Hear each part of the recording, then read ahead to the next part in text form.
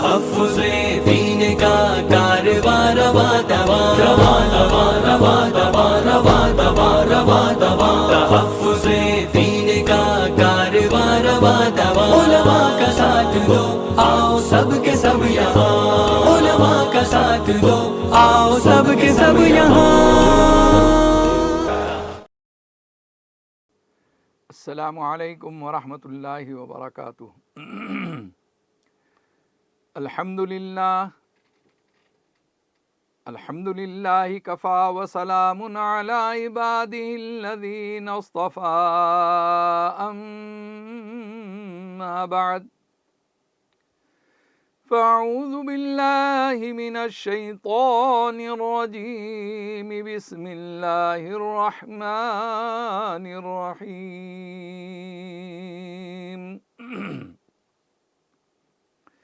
ولا تقولوا لمن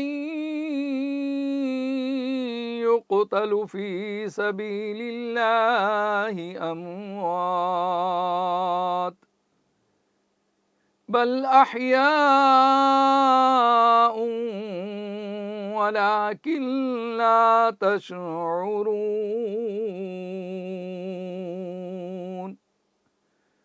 وقال الله تبارك وتعالى في شان حبيبه إن الله وملائكته يصلون على النبي يا أيها الذين آمنوا صلوا عليه وسلموا تسليما. اللهم صل على محمد النبي الأمي وعلى آله وأصحابه البررة الكرام وعلى سائر الأنبياء والمرسلين والملائكة المقربين وعلى آله وأصحابه أجمعين. معزز سامعین و ناظرین، عزیز دوستو، بزرگوں، نوجوانوں، میری عزت دار ماں اور بہنوں، قتل حسین اصل میں مرگ یزید ہے. قتل حسین اصل میں مرگ یزید ہے. اسلام زندہ ہوتا ہے ہر کربلا کے بعد. یہ کربلا کی یادیں تازہ کرنے والا، شہدائے کربلا کے واقعات کو مذاکرے کے طور پر ہمارے اور آپ کے سننے اور سنانے کا ماحول بنانے والا مہینہ ہے. یہ ماہ محرم الحرام ہے. ابھی عاشوراء کا وقت گزرا، ہم نے ماشاء اللہ روزے رکھے اور اللہ کو راضی کرنے کی کوشش کی. ایمان والے کا مقصد یہ ہے کہ جو حالات گزر جاتے ہیں، ماضی میں جتنے واقعات ہیں، اس سے ہمیں کوئی نہ کوئی سبق حاصل کرنا چاہیے. شہدائے کربلا کے واقعات کو سنانے کا مقصد اور اسلامی تاریخ کو پھر سے دہرانے کا مقصد ماہ محرم الحرام میں حضرت عمر رضی اللہ عنہ کی شہادت اور اسی طریقے سے شہدائے کربلا پورے خاندان کی شہادت کے واقعات جو آپ سنتے ہیں، اس سے ایک سبق ہمیں حاصل کرنا چاہیے کہ اس زمانے میں حالات کس قدر سنگین تھے، کتنے مشکل حالات سے، کتنے مشکل دور سے وہ لوگ گزر رہے تھے. دین پر چلنا آسان نہیں تھا. کوئی بھی شخص اٹھتا اور وہ دعویٰ کر لیتا تھا کہ میں خلیفہ وقت ہوں، میں امیر المؤمنین ہوں، میرے ہاتھ پر جو ہے تمہیں بیعت کرنا ہے. میرے عزیز دوستو، مصلحت ہوتی تھی تو امام حسین رضی اللہ عنہ اتنی بڑی قربانی نہیں دیتے تھے. وہ کمپرمائز کر لیتے تھے، صلح کر لیتے تھے، سمجھوتا کر لیتے. کیا ہوتا، یزید یہ کہہ رہا ہے کہ میرے ہاتھ پر بیعت کر لو. امام حسین رضی اللہ عنہ جو ہے شہادت سے ڈرتے اگر اور شہادت کی موت کو سمجھتے نہیں، اور اپنے خاندان کو اتنی بڑی قربانی کے لیے یعنی وہ ڈر محسوس کرتے تو کمپرمائز کر سکتے تھے، لیکن امام حسین رضی اللہ عنہ نے جو عمل کیا، اپنی اور اپنے خاندان کی قربانی دے کر یہ ثابت کیا کہ وہ اسلام کے سب سے بڑے عاشق تھے۔ اسلام سے ہمیں محبت ہے، اسلام سے اگر ہمیں عشق ہے تو صرف یہ کہنے سے کہ اسلام زندہ باد، اسلام زندہ باد کہنے سے اسلام زندہ نہیں ہوتا ہے، قربانیوں سے اسلام زندہ ہوتا ہے۔ بڑی بڑی قربانیاں دی ہے اس اسلام کے لیے، اس دین کے خاطر۔ ہم نے تو صرف یہ الفاظ اور جملوں کے اعتبار سے، نعروں کے اعتبار سے اسلام کو زندہ کرنے کا خاکہ اپنے ذہنوں میں بٹھا لیا ہے۔ اسی لیے بعض وقت آپ دیکھتے ہوں گے کہ بعض دکانوں کے اوپر، بعض چوراہوں پر آئی لو اسلام، آئی لو اسلام، آئی لو اللہ اسٹیکر لگے ہوئے ہیں، اور ہم یہ ظاہر کرنا چاہتے ہیں کہ ہمیں اسلام سے بہت محبت ہے۔ ایک کار ہے اور اس کے اوپر آئی لو اسلام لکھا ہوا ہے۔ جب ہم نے غور کیا کہ اس میں بیٹھا ہوا شخص کون ہے تو معلوم یہ ہوا کہ اس کے مسلمان ہونے کی کوئی ظاہری شکل و صورت اس کے پاس موجود نہیں تھی۔ ہوتا ہے، آپ بھی دیکھتے ہیں، آپ بچک جاتے ہیں، ایک شخص کو آپ نے سلام کیا، ادھر سے اس نے کہا کہ آداب یا نمستے کہہ دیا، تو آپ کو احساس ہوا کہ ارے یہ غیر مسلم تھا۔ غیر مسلم بھی داڑھی رکھ رہا ہے، غیر مسلم بھی آج کل ٹوپی پہن لے رہا ہے، اور وہ سامنے سے گزر رہا، آپ نے مسلمان سمجھ کے اس کو سلام کر دیا۔ اور ایک مسلمان داڑھی سے بیچارہ جو ہے، کیا معلوم اسے کیا ڈر لگتا ہے کہ اس کی شادی نہیں ہوگی، اس کا کام نہیں ہوگا، اور وہ داڑھی منڈا رہا ہے، سر پہ سے ٹوپی غائب ہو چکی ہے۔ اب تو مسجدوں میں بھی یہ حال ہے کہ مسجد کی صفوں میں بہت سارے لوگ بغیر ٹوپی کے نظر آتے ہیں۔ اب یہ کیا مشکل ہے؟ ایک طرف تو وہ عمل ہے کہ ہم ضد پر ہیں کہ ہم ٹوپی کے بغیر نماز پڑھیں گے، اور کچھ لوگوں کو مسجد میں یہ فکر ہے کہ ٹوپیاں لالا کے رکھتے ہیں کہ انہیں ہم ٹوپی پہنا کر ہی نماز پڑھنے دیں گے۔ ایک جگہ جانے کا اتفاق ہوا بیرونی ممالک کے اندر، ہم یعنی جو ہے پہلی صف میں تھے، اقامت ختم ہوتے ہی امام صاحب نے جو ہے نظریں ڈالی تو ایک شخص کو اشارہ کیا کہ آپ کی ہاف آستین ہے، اشارہ کیا، دوسرا شخص گیا، وہاں سے ایک الماری تھی جس میں کچھ الماری میں ٹوپیاں رکھی ہوئی ہے، آستینیں رکھی ہوئی ہے، جبے رکھے ہوئے ہیں، ماشاءاللہ بہترین انداز میں۔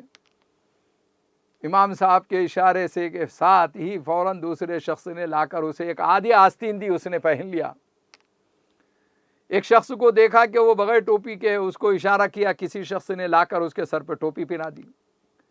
ایک بہت زیادہ جنٹل مین آدمی، ان شرٹ کیا ہوا، بیلٹ وغیرہ لگا کے، اس کو اشارہ فرمایا تو ایک شخص نے جو ہے جبہ لا کر دے دیا، ان کو جبہ پہننا پڑا۔ امام بڑے سخت تھے۔ ہم یہ کہتے ہیں کہ بغیر ٹوپی کے نماز ہو سکتی ہے، بغیر آدھی آستین کے بھی ہو سکتی ہے، بغیر جبے کے بھی ہو سکتی، لیکن ہو سکنا ایک آدھ وقت ہے نا، عادت بنا لینا ہمیشہ ویسے ہی پڑھنا یہ مناسب نہیں ہے۔ آپ اللہ کے سامنے کھڑے ہو رہے ہیں، اللہ کے حضور میں، اللہ کے دربار میں جا رہے ہیں، اس کا ادب اور احترام کیا ہے، اس کا تقاضا کیا ہے، اس کو پورا کیجئے۔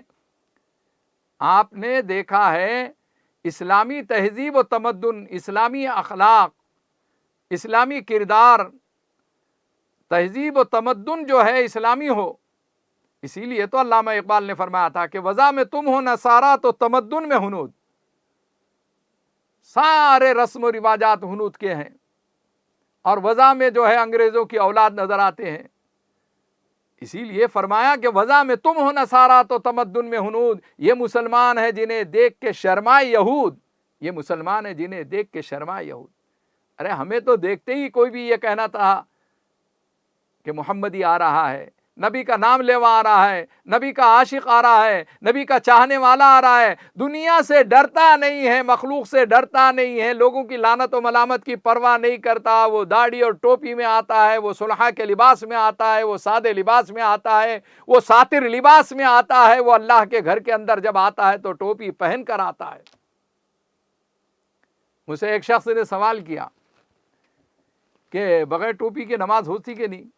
میں نے کہا کہ فقہاء اکرام کو اللہ تعالیٰ جزائے خیر عطا فرمائے، فقہاء نے مسائل میں ایک مسئلہ یہ بھی لکھا ہے، ایک باب باندھا ہے، ایک عنوان باندھا ہے، ننگوں کی نماز کا بیان۔ بھئی اتفاق ہے کہ کہیں کپڑا ہی نہیں ہے، سب ننگے ہیں، تو اب ننگا نماز کیسے پڑھیں گے؟ ننگے نماز کیسے پڑھیں گے؟ تو بتلایا گیا ہے، یہ مسئلہ بھی ذہن میں رکھ لیجئے، ایک مسئلہ آپ کو اگر علم میں آ گیا تو 1000 رکعت نفل پڑھنے سے زیادہ بہتر ہے۔ فرمایا کہ دین کا ایک مسئلہ سیکھ لینا 1000 رکعت نفل پڑھنے سے زیادہ بہتر ہے۔ 1000 رکعت نفل پڑھنے کو کتنا ٹائم چاہیے، کتنے گھنٹے چاہیے، کتنا بڑا اجر و ثواب حاصل کر لیں گے آپ۔ ماشاءاللہ آپ لائیو بیانات کے اندر تحفظ دین میڈیا کے ذریعے سے ہر جمعہ جو ہے آپ کو ایک مسئلہ بھی معلوم ہوتا ہے، تو اتنا بڑا اجر و ثواب آپ حاصل کر کے جاتے ہیں، نیکیاں لے کے جاتے ہیں کہ 1000 رکعت نفل پڑھنے سے زیادہ بہتر ہے۔ تو مسئلہ کیا ہے؟ فقہاء نے لکھا ہے ننگوں کی نماز کا بیان، کہ اگر سب ننگے ہیں تو ان کا امام کہاں کھڑے رہنا چاہیے؟ تو کتابوں میں لکھا ہے کہ ان کا امام جو ہے بیچ صف میں کھڑے رہے گا، سامنے نہیں کھڑے رہے گا۔ تو مجھ سے سوال کیا ایک شخص نے کہ بغیر ٹوپی کے نماز پڑھ سکتے ہیں کیا نہیں؟ تو بھائی پڑھ سکتے ہیں، لیکن آپ یہ کیوں نہیں پوچھتے ہیں کہ افضل نماز کیا ہے، مسنون نماز کیا ہے، سب سے بہترین اعلیٰ درجے کی نماز کیا ہے؟ اور اعلیٰ درجے کی نماز اللہ کے حضور میں پیش کرو، اس لیے کہ قرآن کا خود حکم یہ ہے، قد افلح المؤمنون الذین هم فی صلاتهم خاشعون، قد افلح المؤمنون الذین هم فی صلاتهم خاشعون۔ کامیابی ان ایمان والوں کے لیے جو اپنی نمازوں میں خشوع و خضوع پیدا کرتے ہیں۔ نماز میں روح پیدا کرو، جان پیدا کرو، اعلیٰ درجے کی نماز پڑھو، مسنون نماز پڑھو، سنت والی پڑھو۔ جواز والی کب تک کے پڑھو گے؟ زندگی گزر گئی، 40 سالہ عمر ہو گئی، 50 سالہ عمر ہو گئی، ابھی بھی ٹوپی خریدنے کے لیے پیسے نہیں ہیں، جوتے تو جو ہے 2000 کے ہیں، 5000 کے ہیں۔ ارے 500 کی 200 کی جو ہے ٹوپی نہیں خرید سکتے، 30 روپے کی 25 روپے کی ٹوپی نہیں خرید سکتے۔ خرید سکتے ہیں، لیکن قصداً دماغ میں ایک بات بیٹھی ہوئی ہے کہ بغیر ٹوپی کے مجھے پڑھنا ہے۔ ٹھیک ہے، ہو تو جائے گی، لیکن مسنون نماز نہیں ہوگی، اس لیے کہ محمد رسول اللہ صلی اللہ علیہ وسلم کے بارے میں آتا شاید ایک آدھ وقت بغیر ٹوپی کی نماز پڑھی ہو، پوری زندگی سنت رسول اللہ صلی اللہ علیہ وسلم یہ ہے کہ ٹوپی کے ساتھ نماز پڑھی ہے۔ اعلیٰ درجے کی نماز اسی وقت ہونے والی ہے۔ محمد رسول اللہ صلی اللہ علیہ وسلم نے ٹوپی کے اوپر عمامہ باندھا ہے۔ کبھی یہ کیوں نہیں کرتے کہ کبھی ٹوپی چھوڑنے کے بجائے عمامہ پہن کر آ جائیے نا، مولانا بن کے آ جائیے نا، شیخ صاحب بن کے آ جائیے نا، فضیلت الشیخ ہم آپ کو کہیں گے۔ ارے بھائی بغیر ٹوپی کے نماز پڑھنے والا کسی دن عمامہ پہن کر آ جائے تو اچنبے میں پڑ جائیں گے، حیرانی میں آ جائیں گے، مصلی اس کو دیکھنے لگیں گے، اور اس نے کہنا چاہیے کہ میں نے آج سنت رسول اللہ صلی اللہ علیہ وسلم کو اپنایا ہے۔ آپ صلی اللہ علیہ وسلم پوری زندگی ٹوپی اور عمامے کے ساتھ رہیں۔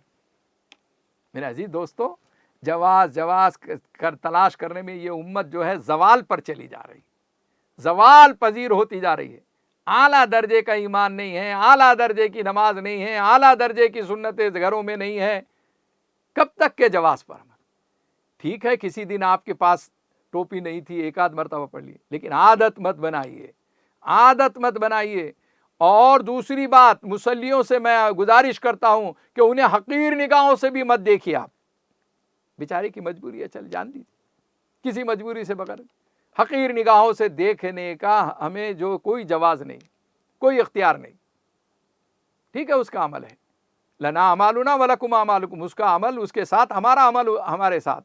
لیکن الحمدللہ اکثریت ٹوپی کے ساتھ ہے، جبوں کے ساتھ ہے، اچھے کپڑوں کے ساتھ ہے۔ بعض وقت کوئی کپڑے بھی ایسے پہن کے آ جاتا، اب انہیں سجدے میں گیا تو پیچھے سے جو ہے ساری دکانیں نظر آنے لگ جاتی ہے، اس کی کمر نظر آنے لگ جاتی ہے۔ اب ظاہر ہے کہ آپ یعنی نماز پڑھ رہے ہیں، نماز کو آئے ہیں مسجد میں، اللہ کے حضور میں کھڑے ہوئے خشوع خضوع سے نماز پڑھنے دو، کسی کو اپنا جسم کاہی کو بتا رہے۔ ایسا ٹی شرٹ پہنا انہوں نے کہ وہ ٹی شرٹ اٹھ کر جو ہے کچھ خاص جگہ تک کے نظروں کو پہنچا رہا، پیچھے مصلی کی نماز کاہی کو مکروہ کر رہے بھائی۔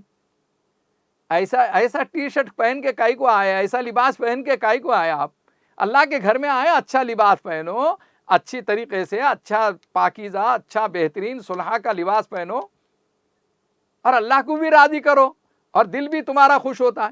ایسا لباس پہنے کہ جس کو پیچھے والے کو کراہت ہو گئی، پیچھے والے کا ذہن کسی اور طرف چلے گیا، وہ ریسرچ کرتے کرتے آپ کی تھوڑا سا جسم دکھ رہا تھا لیکن وہ کسی اور دور تک کے پہنچ گیا، تو آپ نے اس کی نماز خراب کرے کہ نہیں کرے؟ آپ نماز پڑھنے کو آئے، نماز کسی کی خراب کرنے کو آئے، کس واسطے آئے؟ آپ ٹوپی پہن لو، اچھا لباس پہنو، اللہ کے گھر میں آؤ۔ تو امام صاحب جو ہے وہ بیرون ملکوں میں بڑے سخت تھے، ٹوپی بھی پہنائے، جھبا بھی پہنائے اور جو ہے آدھی آستین بھی، ماشاءاللہ اتنا انتظام کر کے بھی لوگ رکھ رہے ہیں۔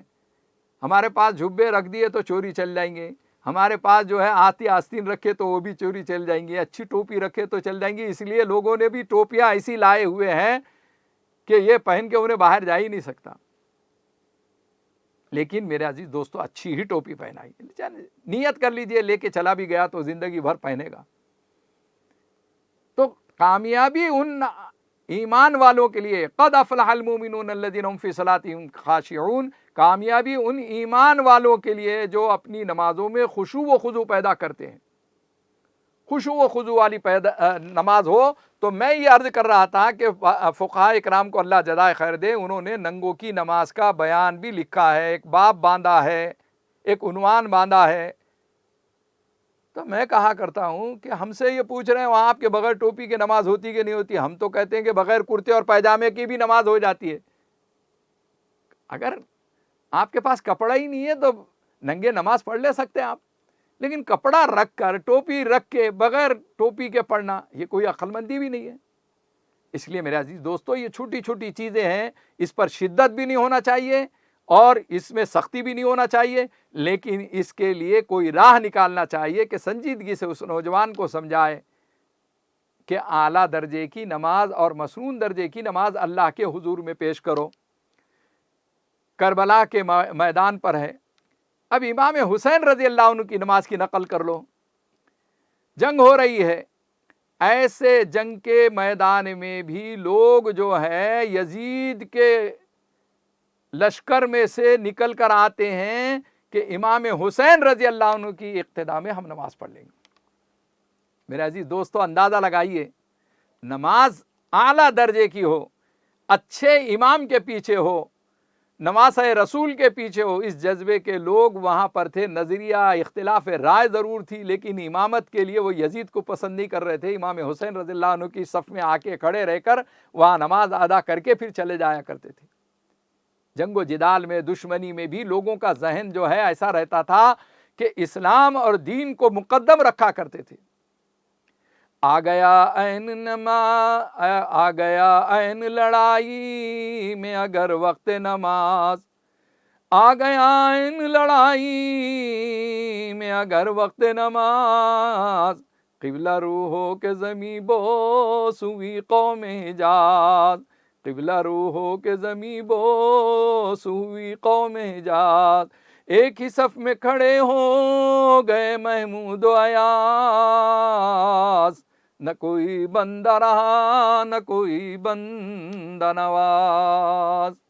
آ گیا عین لڑائی میں اگر وقت نماز، عین لڑائی میں وہ نماز ادا کرتے تھے۔ ماہ محرم کے واقعات میں سب سے بہترین اگر درس ہے، سبق ہے، تو وہ جنگ کے میدان میں نمازوں کا اہتمام کر رہے ہیں۔ ہم امن کے گھر کے اندر بھی نماز چھوڑ رہے ہیں اور پھر کہہ رہے ہیں کہ اے حسین، ہمیں آپ سے محبت ہے، یا حسین یا حسین کہہ رہے ہیں، نمازیں چھوڑتے جا رہے ہیں۔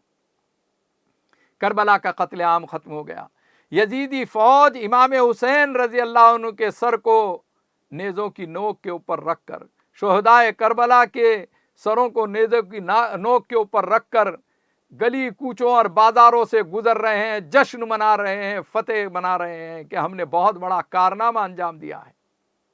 ऐसी हालात में वो तसव्वुर करो आप कि शोहदाए करबला के सरों को नेज़ों की नोक के ऊपर ले ली।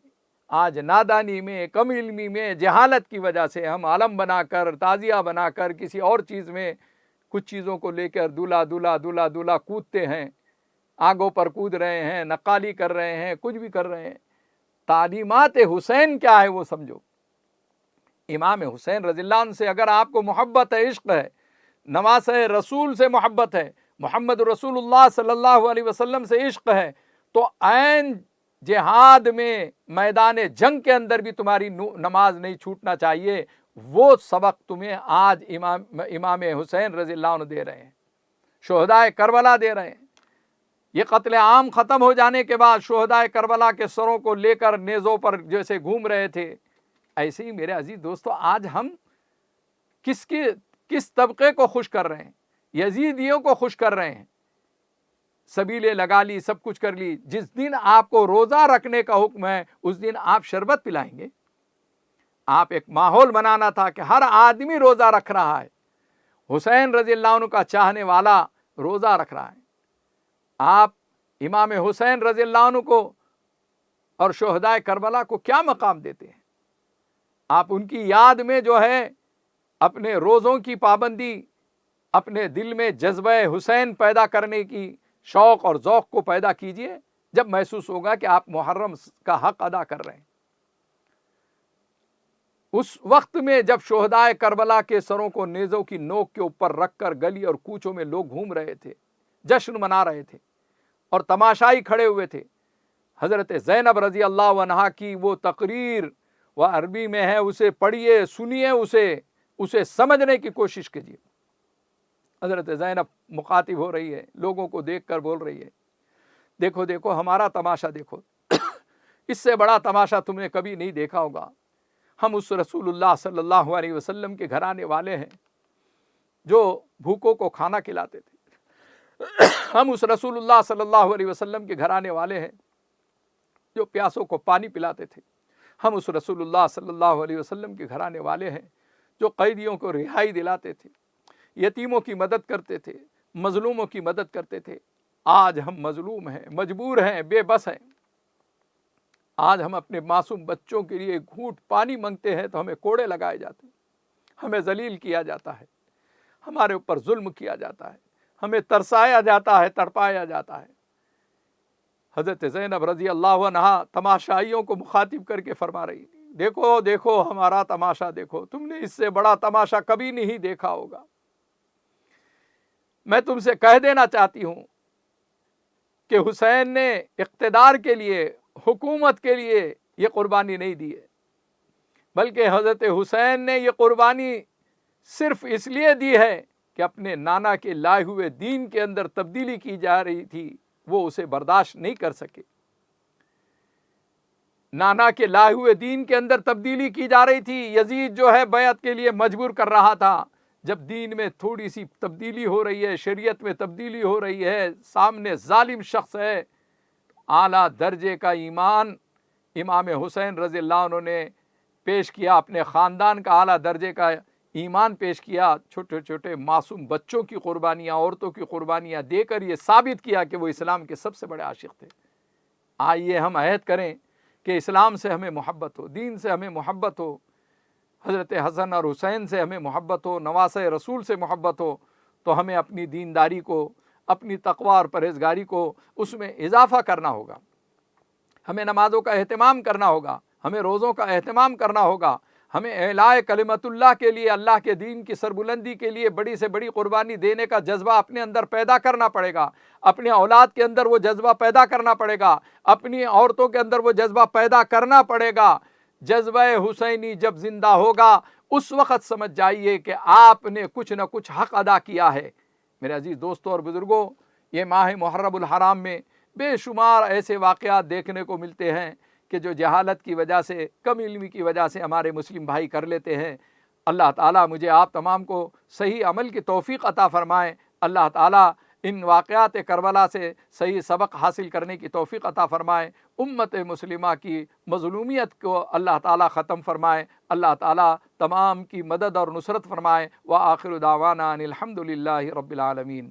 تحفظ دین کا کارواں رواں رواں رواں رواں رواں رواں رواں رواں رواں رواں، تحفظ دین کا کارواں رواں رواں، علماء کا ساتھ دو آؤ سب کے سب یہاں، علماء کا ساتھ دو آؤ سب کے سب یہاں۔